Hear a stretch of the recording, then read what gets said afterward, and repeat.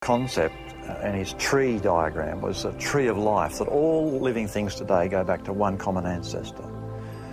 But creationists have the idea, our idea is that we can trace things back to basic kinds, not one, but many different basic kinds that were created, and they've adapted and speciated and so on to give what we see today. So instead of a tree, creationists see it more of an orchard, where each tree in the orchard is a basic kind from which the branches actually are the species and things we see today. And adaptation and natural selection are involved in that process. I think that nature has been created to be able to modify itself and fitting the circumstances where living organisms are. We see a lot of variation potential in nature, but real novelties are not there. People talk about different species and speciation in nature. That's something that we can observe, but it is not the same thing as creating novel structures, novel information. I don't see that. You can imagine that you have a front-loaded organism with all these genes, and you can then argue that, okay, in this particular environment, you can lose that part of genes. In the other environment, with other selection pressure, with other conditions, you can lose another set of the genes. While it's true that mutations can sometimes create new traits, they generally only work to destroy existing traits and information. So when a new trait called sickle cell anemia arose in Africa, it allowed people to survive malarial infections. It was a new trait, but the hemoglobin gene was broken in the process. Likewise, many examples of antibiotic resistance of bacteria deal with broken genes for transporting things into the cell. The reason that the bacteria can live is because the transporter gene is broken, the poison can't get in.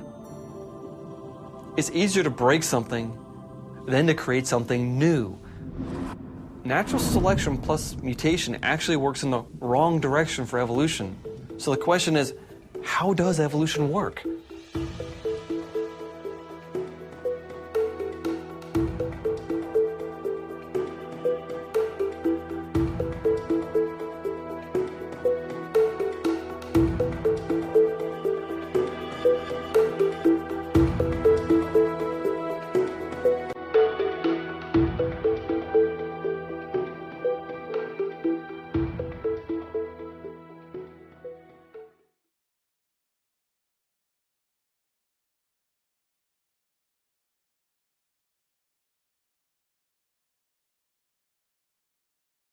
Actually, I believe genetics is the most powerful argument against evolution. And the reason is that when you look at the genes of things, I mean, they're transmitted and passed on generation to generation, but the changes you see, the mutations, actually destroy the genes. What biology does is actually it studies the genetics, the genetic information, the transfer of genetic information, the control of genetic information, or in my field, biotechnology, how to change that intelligently to create something novel. Darwinism has nothing to do there. The random approach produces nothing. Randomness cannot compete with intelligence in understanding nature. I organized a symposium at Cornell University, and the topic was biological information. And all of the scientists agreed on one thing, and that is that information is fundamental to our understanding of what life is. Information is, in a sense, what makes life life. And I'm not just talking about information like data. I'm talking about information networks, communication networks within the cell. One of the most amazing information transfer systems in the cell involves the way proteins are encoded in and decoded from strands of DNA. Starting out with these long, fragile, sticky strings of DNA, an amazing machine called an RNA polymerase zips down the strand, opens up the coils, and copies the DNA into another molecule called RNA. And RNA uses a slightly different language convention. It still has 4 letters like DNA, but instead of A, C, G, and T, it has A, C, G, and U. The RNA then leaves the nucleus and another amazing machine attaches to it. It's called a ribosome, and it is in charge of translating from the language of the RNA with its 4 letter bases to the language of proteins with their 20 different amino acids. 3 bases on the bottom of the tRNA match to 3-letter groups in the RNA. On the other end are amino acids which pop off as they're attached to the growing protein strand. But the process isn't finished because most proteins need help folding properly. And that's facilitated by little molecules called chaperones. They attach to and protect the unfolded protein as it's transported to a watermelon-shaped molecule called a chaperonin, which folds the protein into its final form. From DNA to protein is an incredibly complex process that uses precise and complex machines to translate between 2 completely unrelated languages, the linear code of the DNA world to the 3-dimensional code of the protein world.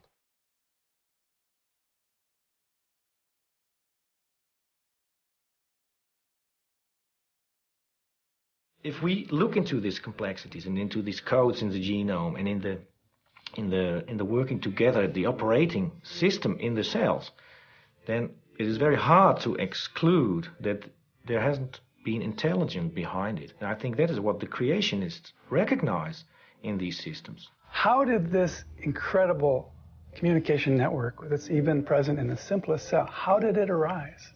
Well, you need 3 things for it to arise. Number 1, you need a language. You can't even conceive of a communication system until there's a language, because there's senders and receivers in the cell. Secondly, you need communication channels or networks. It's a little bit like the hardware that enables the internet. And thirdly, you have to have meaningful information that is being translated into language and communicated through the channels of communication.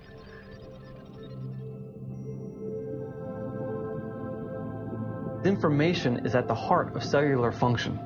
Did you know the cell even has a post office? They're these specialized molecules called kinesins, and they're in charge of delivering packets of material to different parts of the cell. But in their journey, they go to pre-specified destinations. Without that addressing system, the cell couldn't even work. Information, communication, and language. They're non-material entities. They arise through intelligence, and they're mutually defining. So you can't have one without the other. They all have to arise at the same time. Yet the information in the genome is much more complicated than we first thought. In fact, the genome contains multiple levels, multiple dimensions of information. Start with a one-dimensional string called DNA. Upon this, there's this huge 2-dimensional network of interactions amongst different parts of the genome with each other. Then we have to fold the DNA into a 3-dimensional shape that changes shape in the 4th dimension, time. To make it even more complicated, it's now known that most parts of the genome code for more than one thing at the same time. Overlapping codes are almost impossible to improve upon, because if you improve one of the codes, you are destroying or disrupting one of the other codes. So what I mean by overlapping codes, of course, is that the same sequence of DNA has more than one message. And that is now very, very clear. Most of these overlapping codes are found in the so-called junk DNA. Since only 2% of the genome actually codes for protein, scientists decided decades ago that the rest was unimportant, leftover garbage from our evolutionary history.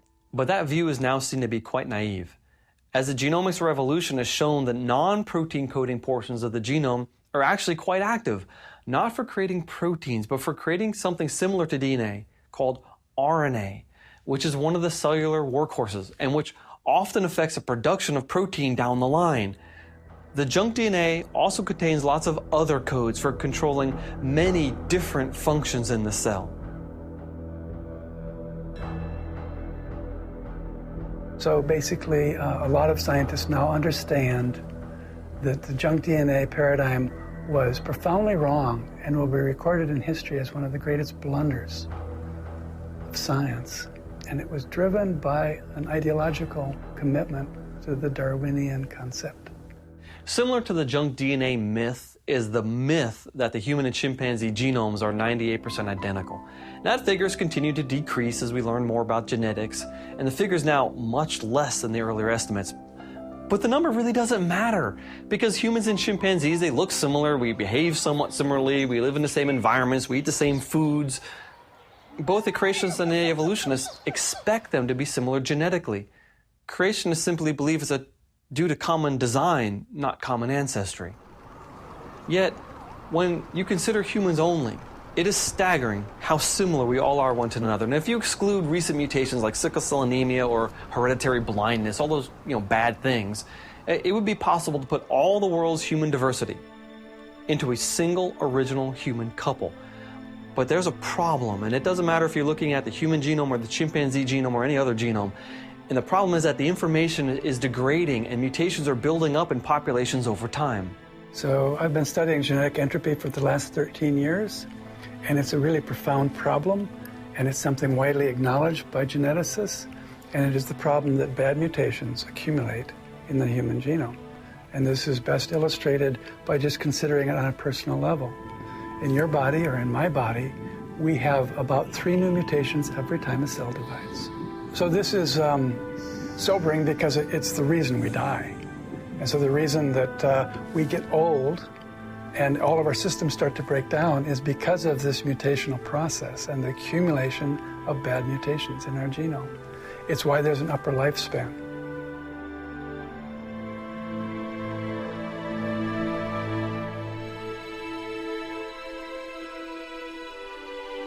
Now, the problem is bigger still, because of course we already know that we're mortal, but we transmit a certain fraction of our mutations to our children, and they add more mutations to it, and then they pass it on to their children, and then they add more mutations still, and they add it to the next generation. So this is a problem not just for people, but for the whole human race. And logically, the human race should be devolving, not evolving. Basically, the human race is degenerating, the human genome is rusting out like a car. Can natural selection solve this problem? No. Think of a room full of people. Now, kill off only the ones with the worst or most obvious mutations. What do you have left? A room half full of people that still have 60 to 100 more mutations than their parents. If everyone is multiply mutant, and if every generation is more mutant than the one before it, all selection can do is slow down the degeneration by killing off the absolute worst of the lot. But it doesn't stop mutations increasing in the population over time. So genetic entropy is profound. Not only is it profound because it really impacts us personally and our children and our grandchildren, it's really profound because it is lethal. It is absolutely lethal to genetic evolutionary theory, because it means that things are going down, not up.